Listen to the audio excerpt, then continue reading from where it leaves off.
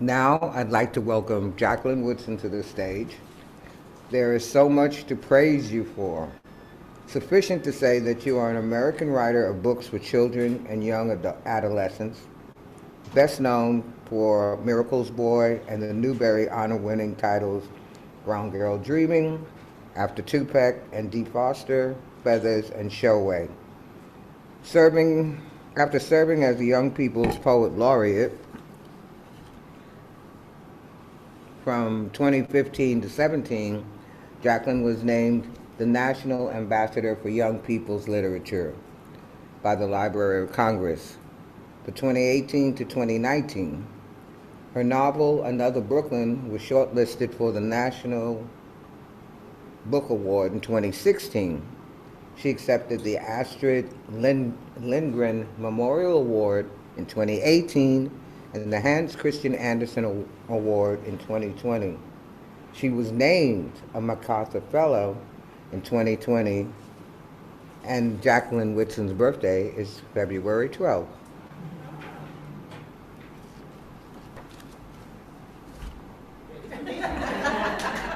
Come on down.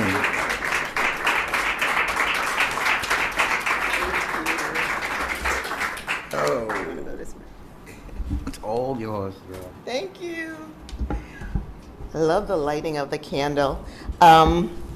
Thanks for coming out in this frigid weather, everyone, to hear me talk about writing. I brought all these books. I'm not going to read from all of them. But I was thinking when you were talking about the different accolades, including the Library of Congress, when I became the Ambassador for Young People's Literature, Dr. Carla Hayden was the head of the Library of Congress. And for those of you who don't know, she was the first Black woman to run the Library of Congress immediately. You know, when certain people got into power, she was gone. I was in residency for 4 years at the Kennedy Center, rest in peace, Kennedy Center, and left just before this administration got into power. Of the books that you mentioned, most of them have been banned somewhere in this country, including Brown Girl Dreaming, Showway, Miracle's Boys, After Tupac and Dee Foster, Locomotion, even Each Kindness, which is a book about kindness. And I think a lot of people think about the book bans as being very specific to certain books. A lot of times the narrative is it's books that have queer content, which is true, or it's books that are trying to subversively teach kids something.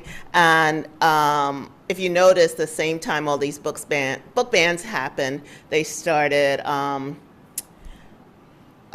they took away SEL, social emotional learning, in schools, in a lot of schools. So what the books were showing so many young people is how to have empathy, and which is the same thing that we learn with social emotional learning, right? How do we engage with other people? How do we engage across lines of class and sexuality and gender and all of these different ways? But so much of what we want our young people to experience in this lifetime is slowly being scraped away. And I think when I think about writing to remember, for me, it's about the importance of knowing that we existed in a way once, and that, as Dupre sang, you know, the old people were the ones who were passing down their stories so that we could remember. So I'm going to start by reading from Showway, which is a story of 7 generations of women in my family. And I think one thing that happens so much in Black and brown communities is we don't get to hold on to our history, whether it's because of something like evictions, where you lose all your pictures when you move from one place to the other, or trauma, which is what my mom and grandmother had. My family is part of the Great Migration, coming to the New York from South Carolina in the early 70s. And for those of you who don't know, and I'm sure most people do, the Great Migration was that period from the early 1900s to the mid to late 70s, where millions of Black people left the really bad conditions of the South for places like Chicago and New York and Philadelphia. California to make better lives for themselves and their children. So my family came to New York with the hope that my mom would get better jobs, that the kids would have better access to education.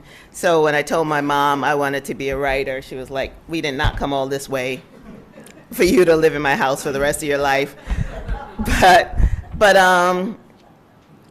So when I would ask them about their lives as a kid, they wouldn't talk about the South. You know, the South was too much of a traumatic memory, in the same way a lot of immigrants come from other countries and don't want to bring that bad luck with them. So my family would not talk about it until I was much, much older. And when they did talk about it, I would have to catch it. But thankfully, I have an aunt on my father's side who's a genealogist. So one side of the family kept all of the history, and the other side was like, you don't need to know that. But when my grandmother was getting older, first of all, she kept asking me, when was I going to have a baby? So when was I going to get married and have a baby? And at that time, of course, I couldn't get married. Not that I wanted to, but I'm queer, and so of course, it was that time when people still really couldn't legally. But then she was just asking about the baby, and she would tell me stories about her family. And my grandmother died 4 months before I became pregnant with my daughter, Toshi. So I wanted to write a book that connected them. You know, if they couldn't be connected in the same life cycles, they could at least be connected through the history. And I'm going to leave this book in the library. All the books that I'm going to read from, I'm going to leave in the library so you'll have access to reading them. When Suni's great-grandma was 7, she was sold from the Virginia land to a plantation in South Carolina without her ma or pa, but with some muslin her ma had given her, and 2 needles she got from the big house, and thread dyed bright red with berries from the chokecherry tree. In South Carolina, Big Mama raised Suni's great-grandma, raised most of the enslaved children on that large patch of land. At night, Big Mama told the children stories she'd tell in a whisper about children growing up and getting themselves free. And the children leaned in and listened real hard. And in the daytime, when there was some few minutes for an enslaved person to rest a bit, Big Mama taught Suni's great-grandma to sew colored thread into stars and moons and roads that enslaved children grew up and followed, late in the night, a piece of the quilt and the true moon leading them. Years passed. Big Mama moved on to the next world, and Suni's great-grandma grew up, jumped broom with a young man named Insla, and had herself a baby girl. Named that girl child Mathis May. Loved that baby up, so yeah, she loved that baby up. And one day Mathis May would be Suni's grandma, but not for a long, long time yet. In the meantime, she learned to sew. Beautiful girl child, learned to sew. When Mathis May was 7, she got sold away. Took a star from her mama's blanket, took a little piece of the road, pressed it to her face when she wanted to remember back home, held it to her heart to feel back home. Got herself a piece of muslin and some thread somewhere and kept up her sewing. Sewed so fine she was making clothes for everyone in the big house, and the enslaved too. And that night she sewed stars and moons and roads, tiny patch pieces of stars and moons and roads. Slaves whispered what no one was allowed to say. That Mathis know how to make a showway. Came to her when they needed to talk, came to her for the stories of brave people, came to her for the patched pieces just before they disappeared in the night. But Mathis May stayed on, grew tall and straight-boned, jumped broom with another man. He was killed running off to the north side of the war months before. He got to meet his baby, a girl child who was born free that same year, 1863. History went and lost her name, but years later, Suni came. Suni's mama held her up in the moonlit night, showed her the stars, the moon, whispered in her ear, "There's a road, girl, there's a road." Loved that Suni up so, yeah, she loved that Suni up. Suni and her mama stayed on the land they'd always known, picking cotton for a little pay and a piece of that ground to farm. called that land home. Stayed on with other people, none of them enslaved anymore. But hard work making a life from pink day to blue-black night. But it was a free life just the same. And when the day was finally over, it wasn't hard to find a thing or two to smile about. And at night, they cut and sewed strange lines and odd designs. People said about Suni, that child could find some beauty in so many things. When Suni was 7, she was tall and straight-boned like her mama, took in wash with her mama, sewed stars on patch pieces, sewed stars and moons and roads, sewed fields and rivers and trees, patched those pieces together for her mama to sell come market day, call those quilts Trail to the North, call those quilts Showway. Didn't much need that secret trail to the north anymore, but started living well off the money those quilts brought in. Sewed those quilts to live, sewed those quilts to remember. And though some could book read, most could not. Stars and moons and roads, picture reading was what they'd always known. Some morning, Suni looked out over the fields of cotton and dreamed of a place to call her own. Married a man named Walter Scott, who owned a bit of land in Anderson, South Carolina. Had herself a baby girl and named that girl child Georgiana. Loved that baby up, so yeah, they loved that baby up. Georgiana, who grew up tall and straight-boned and free, picking out words from her mama's Bible by 3. People said about reading by oil lamp, at age 5. People say about Georgiana, she always had a book in her hand. Grew up to teach at a small school in Anderson. Had herself 2 girls at once, named them Carlene and Ann. Loved those babies up so. Yeah, she loved those babies up.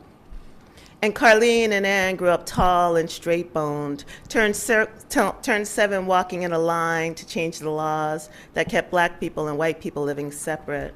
They were a little scared sometimes, but pinned inside their dresses were showway patches Grandma Suni had given them. And something about those patches made Scared hang his mean old head and walk away. Anne grew up writing poems, and sometimes she made those poems into songs. Carlene stitched those songs into art that people bought to hang on their walls. And Anne had me, and Mama loved this baby up, so yeah, she loved this baby up. And when I was 7, I didn't have to work in a field or walk in any of those freedom lines, but I still read like Georgiana and wrote like Anne. And when the words were slow in coming, I sewed stars and moons and roads into quilts and curtains and clothes, because Mama said, all that stuff that happened before you were born is your own kind of showway. There's a road, girl, my mama said. There's a road. And I grew up tall and straight-boned, writing every day, and the words became books that told the stories of many people's showways. Had a baby and named that child Toshi Georgiana. Love that Toshi up, so yeah, I love that Toshi up. So some mornings I start all over, holding tight to little Toshi. I whisper a story that came before her. Now Suni was your great-great-grandma, I say. And when Suni's great-grandma was 7.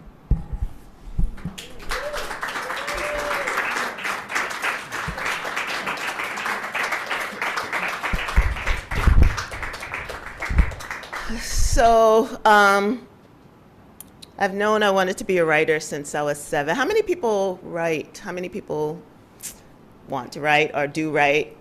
Okay, so y'all know the story. So I didn't come from a family where there were writers, where people like made a living writing. I grew up in Bushwick, and during the time when I was growing up, it wasn't like now where writers actually come to schools or there was an internet and you could see writers, you could see their process, you can understand how a book goes from being an idea in your head to being on the page. So I had no idea how I was going to write a book.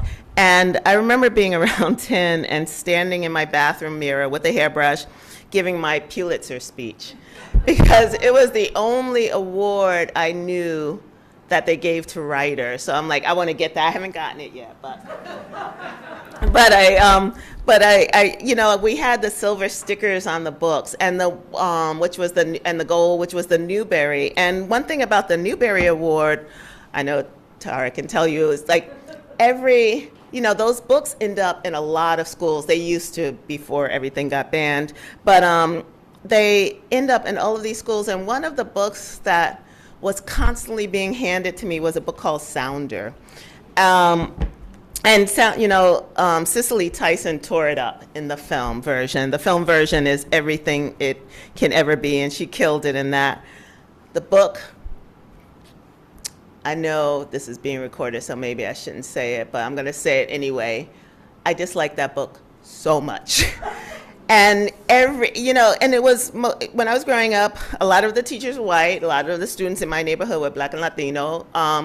And it was that one book that was about the quote unquote Black experience, right? So it's like, oh, here, you're a Black girl, here's a book that you can read. It was before, Roll of Thunder, Hear My Cry, and, Mildred Taylor and all of these people started really filling the canon with books that were, as Dr. Rudine Sims Bishop, for those of you who don't know, Dr. Rudine Sims Bishop is a scholar who basically put multicultural literature on the map, which eventually became diverse literature, which is the reason we have books by people of all representations on the shelves now. But she said that it was really important that young people have both mirrors and windows in their literature. So mirrors so that they see reflections of themselves when they open up the book and know that they exist as part of a bigger world and are part of a greater good, and that they also have windows so that they have experiences of other people's ways of living, and as going back to empathy and social emotional learning, what those windows allow us to do is see that people exist differently than we do and help us get to know them. But that was Dr. Rudine Sims Bishop. And so when I was growing up, I had a lot of windows. I had Judy Blume, I had S.E. Hinton, I had Judy Blume, who shares a birthday with me. She's a little bit older, but we're birthday twins. But I didn't have a lot of books with people who look like me in them. So I was constantly being handed Sounder. And here's the thing about Sounder, and I didn't know this when I was in the 4th, 5th, 6th grade. I didn't understand what was wrong with the story, but the only one in that book that has a name is the dog.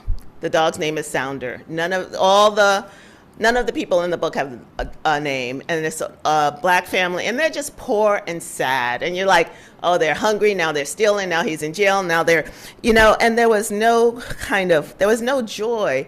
And, I knew as a kid, no matter how poor you were, you could find, there was always joy, there was always laughter. And also, this family was in the South, and no one hugged each other. And I was like, come on, y'all. Like, what Black family from the South is not hugging each other all the time? What auntie is not, planting a wet kiss on your forehead?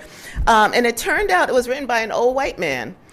Sounder was, and he wrote the book because he met a Black man, didn't even know him, who told him this story, supposedly. And then he wrote the story down, got the Newbery. The book ended up in all of our hands. And I think it could have been destructive if it didn't make me so mad, because I knew that the people I loved were out there. I walked through the world with them every day. I knew that we had stories to tell.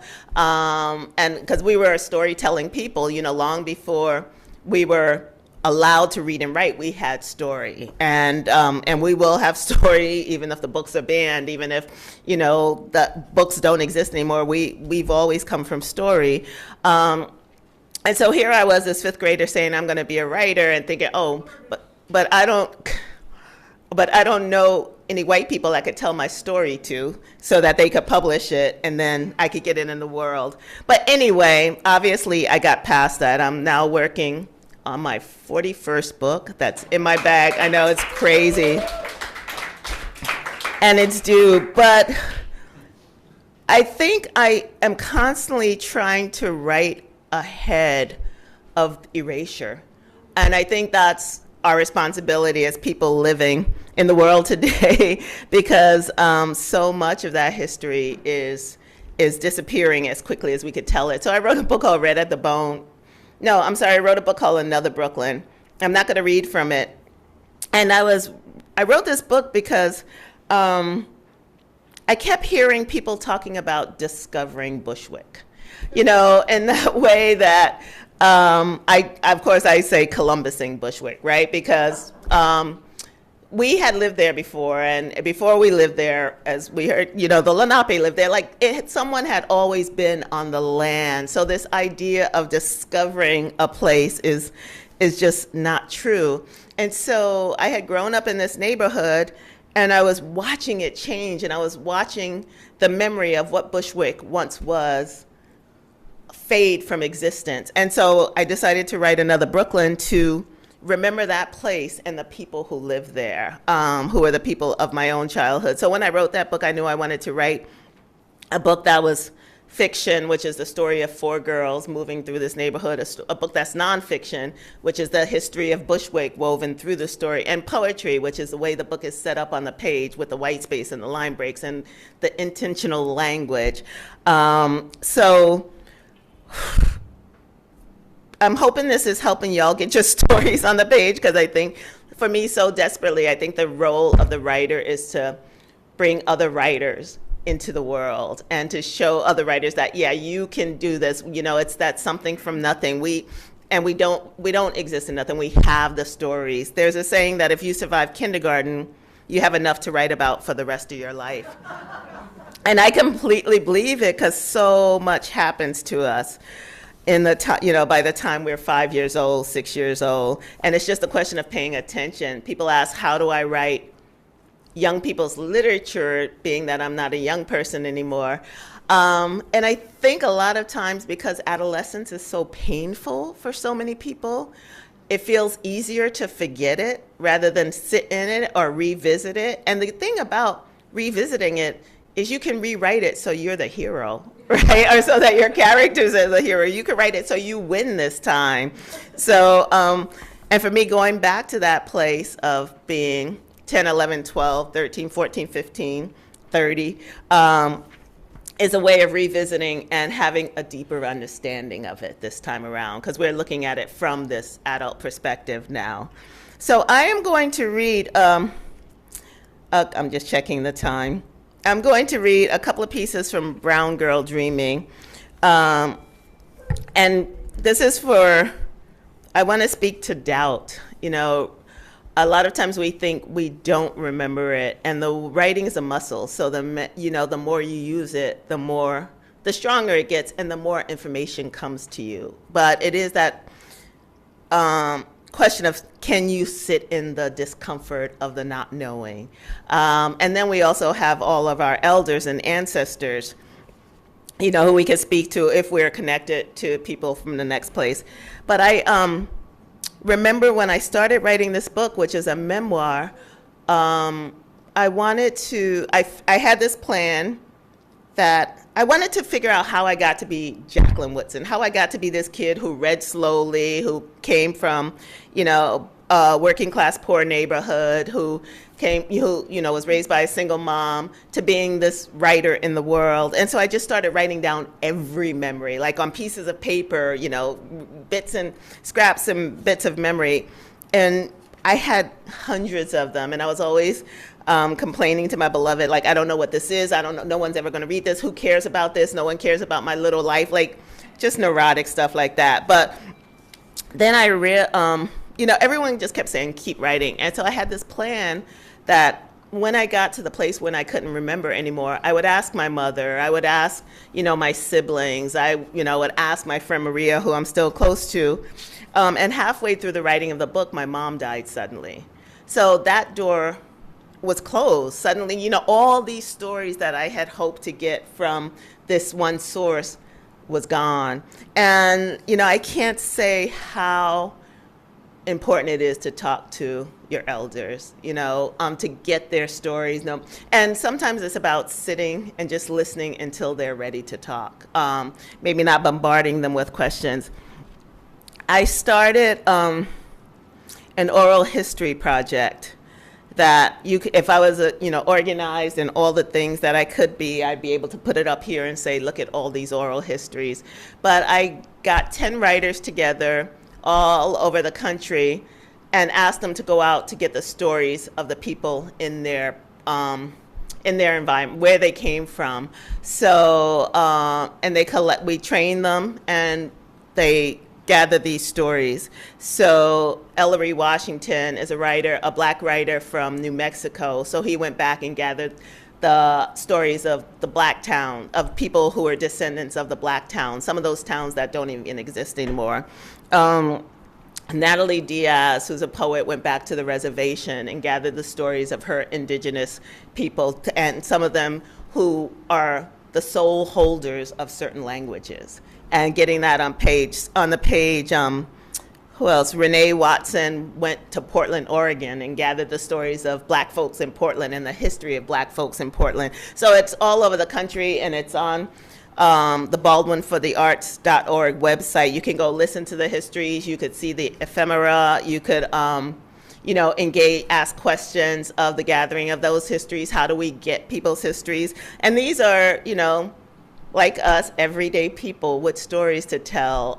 Carolina de Robertis gathered the stories of queer people from mainly queer masked women from the 70s in the Bay Area. And then Jay Wortham gathered the stories of queer people along the waterways all over the country. So anyway, I'm big about holding on to as much history as possible. And I started this project because I saw how quickly, again, our histories were getting erased. And I said, we got to put these down somewhere. These have to live somewhere so that anyone can access them and know that we existed. So back to Brown Girl Dreaming. I'm going to read 3 poems from Brown Girl Dreaming, and then you get to ask me questions. So when my mother died, I stopped writing for a while and then went back to it, realizing that without her, I wouldn't be here. And the memoir started taking this other shape. And then this book that I thought no one would ever read became this kind of big book in the world. And I realized, and the first letters that I got were from these 70, 60-year-old white men from Ohio. And I was like, how did they find this book? How did they find my address? But, and my grandfather, Hope, my grandparents on my father's side, their names are Hope and Grace. And Hope, my grandfather, had been their baseball coach in Nelsonville, Ohio. And they heard that Hope's granddaughter had written a book where Hope was in it. And they just started writing me all these stories of my grandfather and how he changed their life. My family was one of the very few black families in Nelsonville, Ohio. So we stood out a little bit. Well, they stood out. I didn't spend much time there. And then I started getting letters from kids all over the country, identifying as brown girls and all the, I'm a white boy and I live in Colorado, but I feel like I'm a brown girl in this way, and would cite parts of the book where they saw themselves. I want to be a writer. My mom's a single mom, And I realized that the more specific you are as a writer, the more people your story is going to impact. I think we have this idea that we need to be really general and broad so that people can understand it, but it's about the specificity. February 12th, 1963. I am born on a Tuesday at University Hospital, Columbus, Ohio, USA, a country caught between black and white. I am born not far from the time, I am born not long from the time or far from the place where my great-great-grandparents worked the deep, rich land, unfree, dawn till dusk, unpaid, drank cool water from scooped-out gourds, looked up and followed the sky's mirrored constellation to freedom. I am born as the South explodes, too many people, too many years, enslaved and emancipated, but not free. The people who look like me keep fighting and marching and getting killed so that today, February 12th, 1963, and every day from this moment on, brown children like me can grow up free, can grow up learning and voting and walking and riding wherever we want. I am born in Ohio, but the stories of South Carolina already run like rivers through my veins. So I was born in Ohio. My mother and father separated when I was 2 months old, and my mother moved us to her grandparents to her parents back to Greenville, Ohio, where I lived until we came to New York City. And when I was writing Brown Girl Dreaming, every time I'm stuck with a book, I sit down with my bestie, Toshi Regan, who's my daughter's godmother, so that's why you hear the name a lot being said.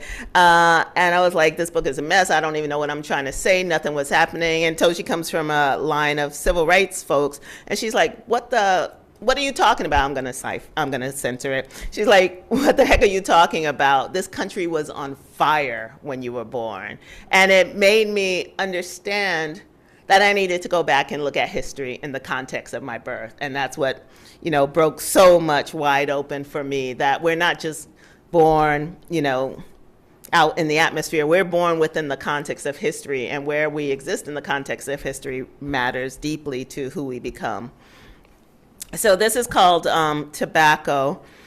When I was a kid, and remember my family's Southern, so people could say which of their kids was their favorite out loud. You can't do that anymore. You have to lie and say, I love you both the same. I love you all this. And we know we're lying because there's always, sorry, Margie, I'm sorry. We'll talk later.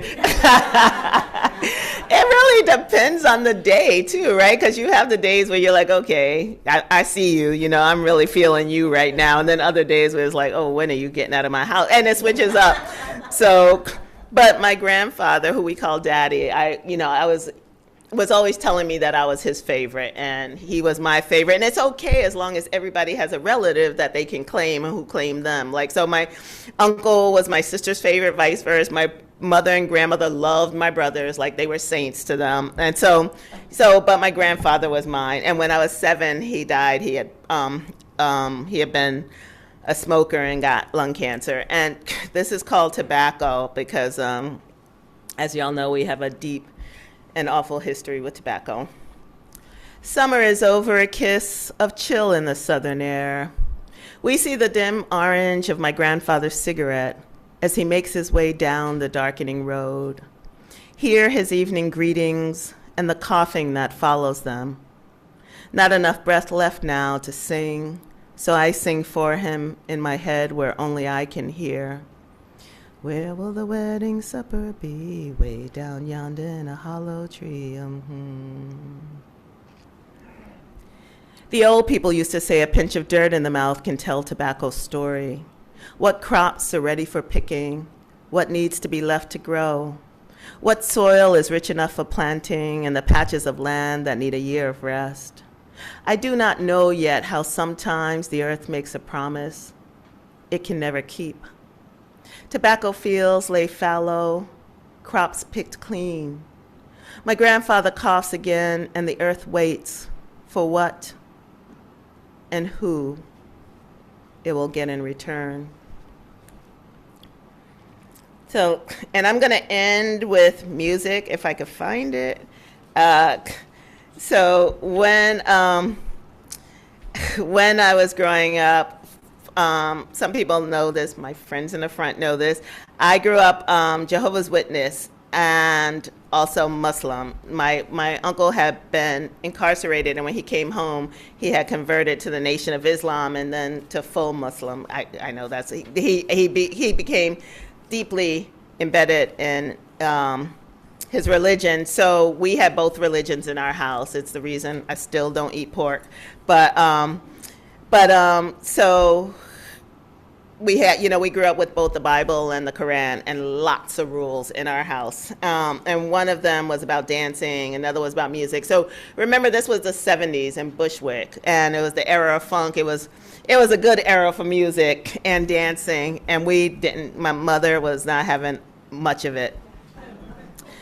So this is called music. Each morning the radio comes on at 7 o'clock. Sometimes Michael Jackson is singing that ABC is as easy as 1, 2, 3. Or Sly and the Family Stone are thanking us for letting them be themselves. Sometimes it's slower music, the 5 stair steps telling us that things are going to get easier. Or the Hollies singing, he ain't heavy, he's my brother. So on we go. My mother lets us choose what music we want to listen to, as long as the word funk doesn't appear anywhere in the song. But the summer I am 10, funk is in every single song that comes on the cool black radio stations. So our mother makes us listen to the white ones. All afternoon, corny people sing about Colorado, about how we've only just begun, about everything being beautiful. My sister falls in love with the singers, but I sneak off to Maria's house. We're safe inside her room with a pink shag carpet and bunk beds. We can comb our doll's hair and sing along when the Ohio players say, he's the funkiest worm in the world.